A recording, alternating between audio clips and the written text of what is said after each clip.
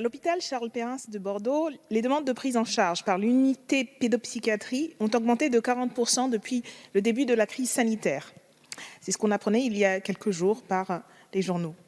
Mais c'est dans toute la France que les taux de suicide bondissent chez les jeunes et que la santé mentale, psychique des Français et Françaises empire.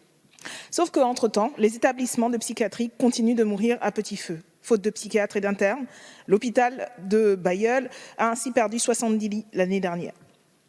Le docteur Christian Muller, président de la commission médicale d'établissement sur ce site, l'affirme, ce qui se passe à Bailleul est emblématique de l'état de la situation de la psychiatrie au niveau national. Jeudi dernier, 12 organisations syndicales du secteur de la psychiatrie alertaient sur les départs massifs et sans précédent de médecins et désormais de personnels soignants non médicaux qui obligent les établissements psychiatriques à fermer des lits, voire des unités entières. Or, Monsieur le ministre, votre politique aggrave cet état de fait tout en aggravant l'état de notre démocratie. Les libertés publiques sont toujours plus bafouées, enfermement de tous les patients à Toulouse, enfermement de tous les patients de l'unité Covid à Moisselles, rapport toujours plus accablant de la contrôleure générale des lieux de privation de liberté. En janvier 2022, la réforme du financement de la psychiatrie est entrée en vigueur pour un financement mixte avec une partie tarification à l'activité qui déshumanise la relation soignant-patient.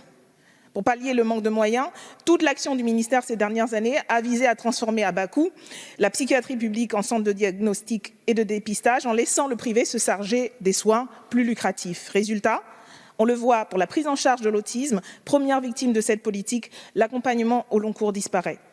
Comme l'exprime l'intersyndicale dans son communiqué, que penserait-on d'une politique de lutte contre le cancer qui miserait en priorité sur la prévention et abandonnerait dans le même temps les patients et les services d'oncologie à leur sort?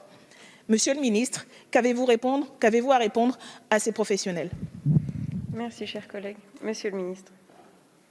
Madame la Présidente, Madame la députée, il s'avère que c'est un hasard, mais j'étais à Charles Perrin la semaine dernière, justement.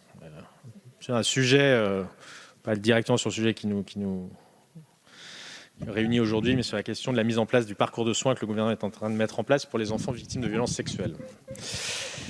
Sur la question des professionnels et de la pénurie et de l'attractivité, et notamment sur la question de la pédopsychiatrie, si vous me permettez de répondre sur cet aspect-là. Moi, j'ai toujours dit, c'est une réalité, et ce n'était pas une figure de style, que depuis 3 ans, depuis ma nomination à 3 ans, pas un seul déplacement, je n'ai pas fait un seul déplacement où on ne m'a pas fait état, qu'il s'agisse des professionnels de santé, du président du conseil départemental, des responsables de l'aide sociale à l'enfance, parce que c'était souvent un des sujets qui m'amenait à me déplacer, pas un seul déplacement où on ne m'a pas fait part de la crise de la pédopsychiatrie et de l'absence de pédopsychiatre dans le territoire et des délais d'attente dans les CMP.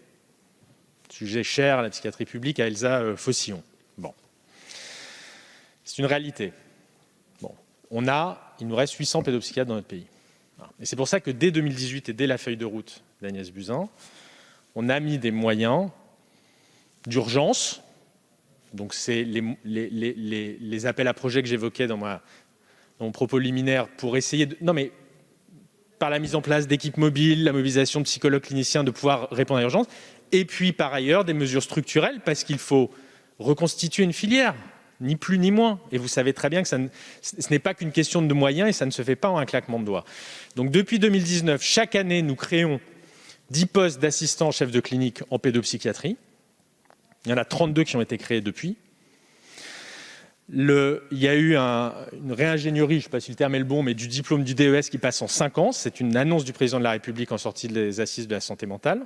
Sur la question des CMP, dans le Ségur de la santé, il y avait déjà eu l'annonce de la création de 160 postes pour les CMP, je conclus Madame la Présidente, et en sortie des assises, de 800 postes supplémentaires de psychologues cliniciens pour les CMP, parce que oui, aujourd'hui, il y a 1 an et demi d'attente dans chacun des territoires.